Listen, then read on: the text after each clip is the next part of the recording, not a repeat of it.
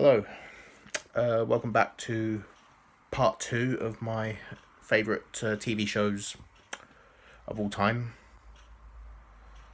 So, let's continue, shall we? So all the DVDs, all the ones that I've mentioned already, I've put back on the shelves so that I don't, end up mentioning them again. So yeah, again, like I said in the previous video, it's no particular order. It's just random order, except for my number one, which I think that one is the only one that's in order, but everything else is just at random, as I couldn't be bothered to rank them in order. It's too much when it's 30 shows. Yeah, but next one I'm going to talk about is Red Dwarf. Fantastic show. It's a sitcom set in space, and yeah, just a brilliant show. I think it kind of dragged a little bit during season 6 and 7. I mean, they were good seasons. There were some good episodes, but they are probably the two weakest in my opinion. Season 8, I think it picked up a bit. I actually really love season 8 a lot more than most people do. And of course, that was it for the longest time, and then it got revived 2009 with the Back to Earth miniseries, which again was good. Wasn't the best. Yeah, I wonder if we'll get any more Red Dwarf. I mean, the last one they did was the Promised Land feature-length special. But yeah, it's just such a great show. I love it. I think Lister is probably my favourite character. Although I like Rimmer as well. That reminds me, that's another show that I think deserves an honourable mention. The British Empire, which has Chris Barry, who played Rimmer. That's a great sitcom. That's another show that I think deserved an honourable mention because it's brilliant. But yeah, it's Red Dwarf. I had to have it. I've loved Red Dwarf for as long as I can remember. I think 2009 was it 2009? Yeah, 2009 was when I became a fan of Red Dwarf after the Back to Earth miniseries came out, which was the first Red Dwarf I saw. Even though that's not actually it's not my favourite season of Red Dwarf. But anyway, let's get on with the next show. So next show I'm going to talk about is, well, it's the Whatever Happened to the Likely Lads. Just fantastic show. It's a sequel to the original Likely Lads. Of course, in the 60s you had the Likely Lads, the black and white series, and then they made a new series, a colour series in the 70s called Whatever Happened to the Likely Lads. So yeah, and I do prefer this series a lot more. I love the 60s series as well, but yeah, I didn't really include that one in here because I actually do prefer the 70s series. It's just such a great show.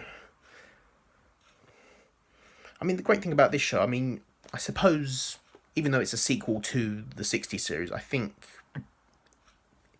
don't think you have to watch the 60s series first to really understand this one. It's just, while it's a sequel to another show, it also has its own identity at the same time because it's so different from the original series. But even though it follows the same characters, Bob and Terry, and yeah, it takes place in Newcastle. It's such a great show. I love it. And it's got James Bolam, who's still with us, but the other guy, Rodney Bewes, who plays Bob, he's no longer with us, which that broke me because I actually wrote 2014 I became a fan of this show. That's when I discovered this show, became a fan of it. I wrote a fan letter to Rodney Bewes because he was still alive at that time. But yeah, I never got a response from him, and he passed away back in 2017, which was a shame. So yeah, I was really heartbroken about that. But yeah, I love the Likely Lads. Just amazing. Only 2 seasons. Well, this one had 2 seasons. I think the original series ran for 3 seasons. The sequel had 2 seasons, even though it was actually, I think it was more successful than its predecessor. There was a movie as well, which was also really good. Not as good as the series, but the movie is worth checking out as well. And next I'm going to talk about the Two Ronnies. Love the Two Ronnies, you know, Ronnie Barker and Ronnie Corbett. And I actually have Ronnie Corbett, Ronnie Corbett's autograph. Of course, I wrote a letter to him back in 2014. And then just less than a year later, sometime in 2015, I got a response from him. So, yeah. And he sadly passed away in 2016. So, yeah, neither of them are with us now. But yeah, I absolutely love this show. It's probably my favourite sketch show. You know, I love it even more than Morecambe and Wise and Monty Python. Again, Monty Python's another one that deserved an honourable mention. And Morecambe and Wise, you know, I like Morecambe and Wise, but it was never one of my favourites. But, you know, I do like those two guys. But the Two Ronnies I absolutely love. I think Four Candles has always been my favourite sketch. It's just one of the greatest comedy sketches of all time. So yeah, it definitely deserves a place in the top 30. It's just amazing. So how many is that I've mentioned so far in this video? That's 2, 3. So next show I want to talk about is Spaced. Great show. You know, it's Simon Pegg, Jessica Stevenson and Nick Frost. So this was before Simon Pegg and Nick Frost went on to do their films, you know, the Cornetto trilogy, Shaun of the Dead, Hot Fuzz, World's End. But, yeah, just great show. It's a really underrated sitcom. It only lasted for 2 seasons, but it's just such a great show, you know. Just so funny. I mean, it kind of has a similar feel to the Cornetto trilogy, except this is more reality-based, whereas... Well, Shaun of the Dead's, you know, a zombie film, of course. World's End is, like, about aliens, sci-fi. Well, Hot Fuzz is a cop movie, so that's kind of reality-based. But yeah, there is some, like, it is kind of surreal as well. There's actually a scene where Simon Pegg's character, Tim, has a nightmare where he's being attacked, well, not a nightmare, but he's dreaming that basically he's playing the Resident Evil computer game, and then he falls asleep, and then he actually dreams that he's shooting zombies for real, and that scene is what inspired Shaun of the Dead. But yeah, great show. I think it deserves more love. Next show I want to talk about, Dad's Army. Great show. Just, you know, it's a sitcom set during the Second World War, but it's just such a great show. You know, such funny characters. I think Jones is probably my favourite character, played by the late great Clive Dunn, who, although he's the character of Jones he's an old man, like in his 70s, but Clive Dunn was only in his 40s at the time of the show, so he was a young chap, and he was heavily made up to look 70.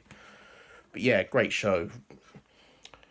And there's 2 movies of this as well. I wasn't a huge fan of the movie. I liked it, but it wasn't as good as the show. But I did like the new movie they did, the one from 2016. I mean, it's different actors, but I quite liked it better than the 1971 film. But the show's just fantastic.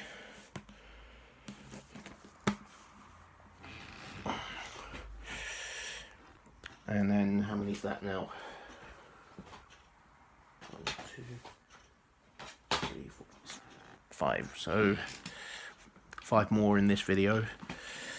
Next show I'm going to talk about is Porridge, which, you know, starring Ronnie Barker as Fletcher. So it's a sitcom set in a prison, and it's just amazing.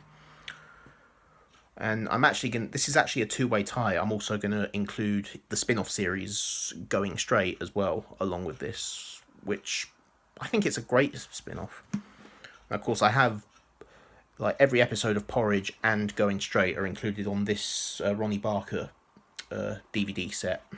So it also has every episode of Open All Hours, and it's just pretty much all the sitcoms that Barker did. But yeah, we're talking about Porridge and Going Straight. So yeah, Going Straight is actually it's a great spin-off series because it doesn't get talked about as much as Porridge. I mean, it only lasted for one season due to, some say it was due to low ratings, which is possible. Spin-offs are not always as successful as predecessors. But I think it's also due to Richard Beckinsale, who played Fletcher's cellmate, Godber. He passed away soon after, which was tragic, at the age of 31, I believe. But yeah, Porridge is such a great show, and the spin-off is great as well, you know. But obviously, yeah, you have to watch Porridge first to understand what's going on in Going Straight. But yeah, Going Straight's, it basically is Porridge, but it's set in the outside world rather than in the prison. But yeah, both shows are amazing. Going Straight is both of these shows are recommended.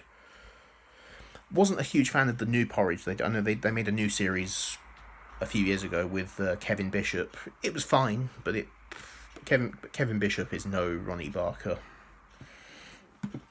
And the Porridge movie is good as well. The movie I actually do recommend, which does also have Ronnie Barker and Richard Beckinsale, and I think that was Richard Beckinsale's final role before he died. But yeah, Porridge, such a great sitcom. Just absolutely love it.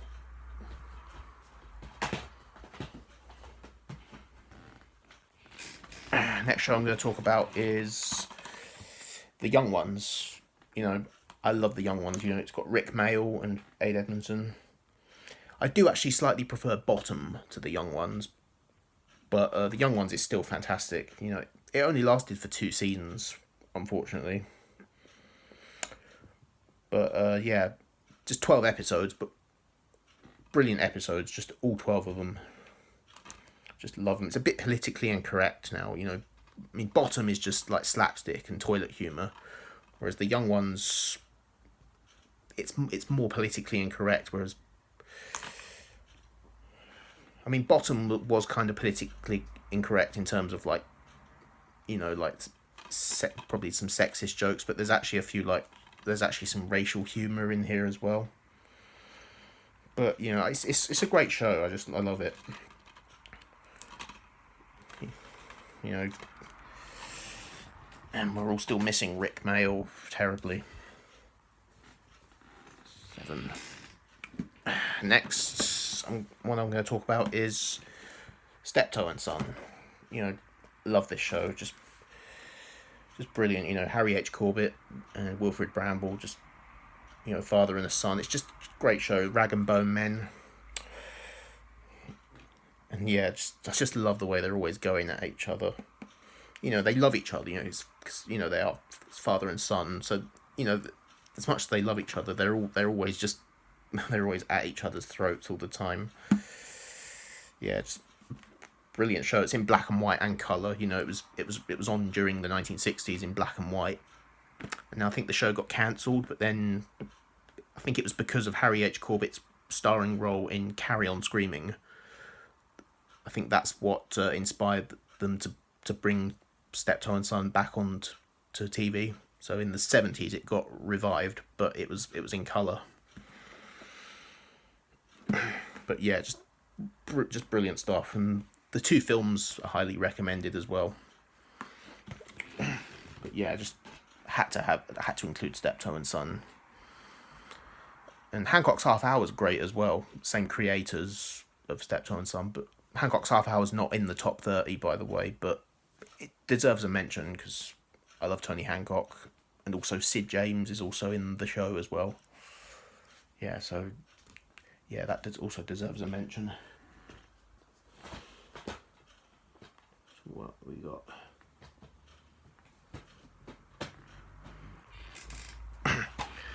Next one. So yeah, we're going to talk about 2 more shows in here, and then we're going to end part 2, and then I'll do part 3. So the next one I'm going to talk about is A Touch of Frost. You know, great detective drama series starring David Jason. And yeah, in my opinion, David Jason's second best role after Del Boy in Only Fools and Horses, of course. That, to me, that will always be his best role, but I think this is his second best role of all time. You know, I think he took this role to prove that he wasn't just a comedy actor. You know, he wanted to prove that he could do serious drama as well, and he's just brilliant in this role. No one else could play Detective Frost like David Jason can. He's just a brilliant show. So yeah, love Touch of Frost. And last one I'm going to talk about in this video, Some Mothers Do Ave Em. You know, great 70s sitcom starring Michael Crawford as Frank Spencer. You know, I just love Frank Spencer's character. You know, he's just so clumsy. You know, he's just such a kind-hearted man. He's a kind-hearted man, and you know, he means well, but he's always like, he's always breaking things. Like everything he touches just like falls apart. And yeah, I love the episode where he was on roller skates, and then he grabs hold of the back of a double-decker bus, and then he goes he goes underneath a truck, and then he crashes through the window of a mother care shop. Yeah, it's such a funny character. And Michael Crawford did all those stunts himself. You know, he didn't have a stunt double. He did them all himself. It's just brilliant guy. So yeah, just love this show. So that's it for part 2, and I will be back in part 3 shortly.